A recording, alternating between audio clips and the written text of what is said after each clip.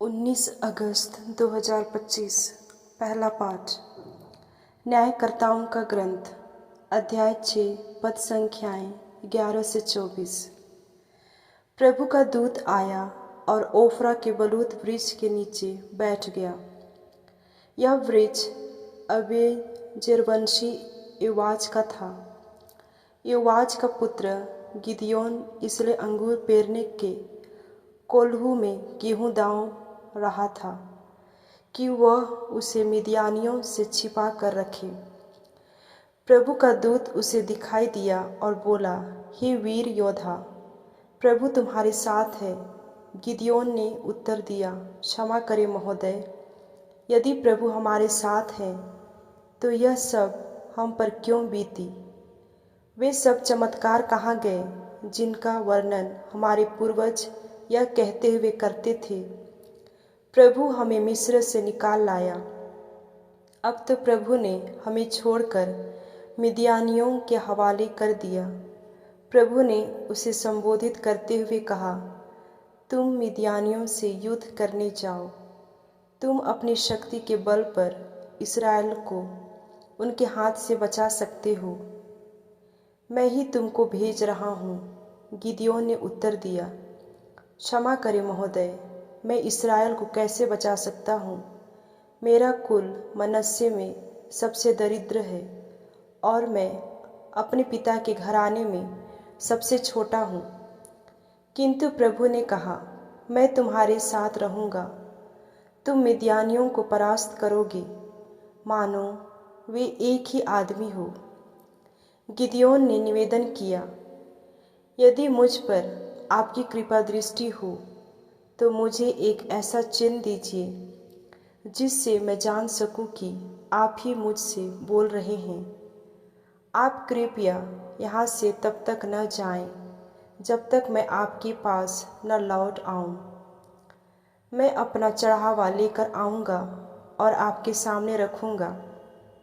उसने उत्तर दिया, मैं तुम्हारे लौटने तक यहाँ रहूँगा। गिदयोन ने जाकर बकरी का एक बच्चा पकाया और 1 अफ़ा मैदे की वे खमीर रोटियाँ बनाई। उसने एक टोकरी में मांस रखा और एक पात्र में शोरबा उड़ेला। फिर उसने इन्हें ले जाकर बलूत के नीचे स्वर्गदूत के सामने रख दिया। प्रभु के दूत ने उसी से कहा, मांस और रोटियां वहां चट्टान पर रखो और उन पर शोरबा उड़ेल दो। उसने यही किया। तब प्रभु के दूत ने अपने हाथ का डंडा बढ़ाकर उसके सिरे से मांस और बेखमीर रोटियों को स्पर्श किया। इस पर चट्टान में से आग निकली जिसने मांस और बेखमीर रोटियों को भस्म कर दिया, और प्रभु का दूत गिदयोन की आंखों से ओझल हो गया। तब गिदयोन समझ गया कि वह प्रभु का दूत था और उसने कहा, हाय हे प्रभु ईश्वर, मैंने प्रभु के दूत को आमने सामने देखा है। किंतु प्रभु ने उसे आश्वासन दिया, तुम्हें शांति मिले, मत डरो, तुम नहीं मरोगे।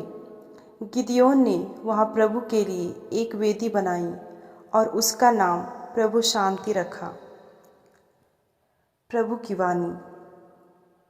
संत मत्ती के अनुसार पवित्र सुसमाचार अध्याय 19 पद संख्याएं 23 से 30।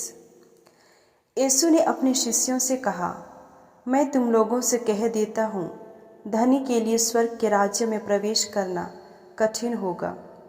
मैं यह भी कहता हूँ कि सुई के नाके से होकर ऊँट का निकलना अधिक सहज है, किंतु धनी का ईश्वर के राज्य में प्रवेश करना कठिन है। यह सुनकर शिष्य बहुत अधिक विस्मित हो गए और बोले, तो फिर कौन बच सकता है। उन्हें स्थिर दृष्टि से देखते हुए यीशु ने कहा, मनुष्यों के लिए तो यह असंभव है, ईश्वर के लिए सब कुछ संभव है। तब पेतरुस ने यीशु से कहा, देखिए, हम लोग अपना सब कुछ छोड़कर आपके अनुयायी बन गए हैं, हमें क्या मिलेगा। यीशु ने अपने शिष्यों से कहा, मैं तुम अपने अनुयायियों से कह देता हूँ, मानव पुत्र जब पुनरुत्थान में अपने महिमामय सिंहासन पर विराजमान होगा तब तुम लोग भी 12 सिंहासनों पर बैठकर इस्राएल के 12 वंशों का न्याय करोगे। और जिसने मेरे लिए घर, भाई बहनों, माता पिता, पत्नी, बाल बच्चों अथवा खेतों को छोड़ दिया है, वह 100 गुना पाएगा और अनंत जीवन का अधिकारी होगा। बहुत से लोग जो अगले हैं पिछले हो जाएंगे और जो पिछले हैं अगले हो जाएंगे।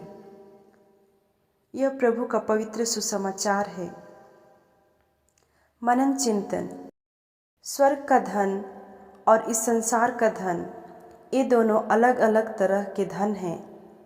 एक धन को चोर चुरा सकते हैं, दीमक और कीट नष्ट कर सकते हैं, और दूसरा धन जो स्वर्ग में है उसे कोई नहीं चुरा सकता और न ही उसे कोई नष्ट कर सकता है।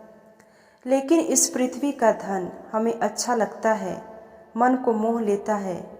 इस धन से हमें सुरक्षा, आराम, सुख सुविधा आदि मिलती है, जिंदगी के कई प्रकार के कष्टों से बचाता है।